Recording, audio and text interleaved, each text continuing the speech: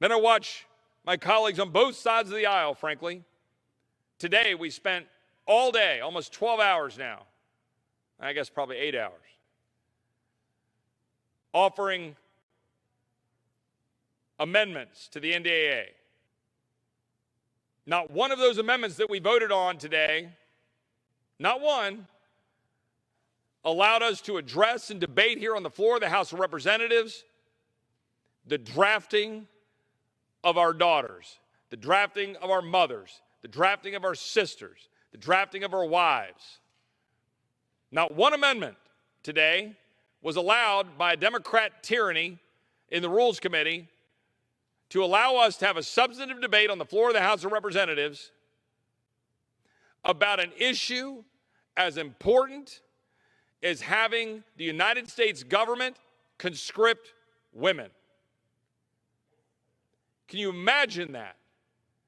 Can you imagine a body that is called the People's House having an environment in which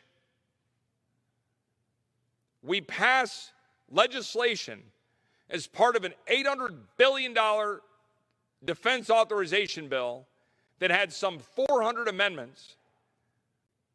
We didn't even debate on the floor of this House. We didn't even debate the drafting of women. And more than half of my colleagues on this side of the aisle said, oh, sure, why not? Why? Because they sit there and they say, well, don't worry, the draft will never occur. Well, don't worry, if the draft does occur, it'll be because we have some real bad conflict with somebody like China. I'm like, well, which is it? You got to have the draft in order to deal with a bad conflict with China, or there'll never be a draft. Oh, well, okay, there'll never be a draft, but if there is, it'll be a bad conflict with China. But trust us, don't worry, your daughter won't be drafted into combat. Really? Trust us?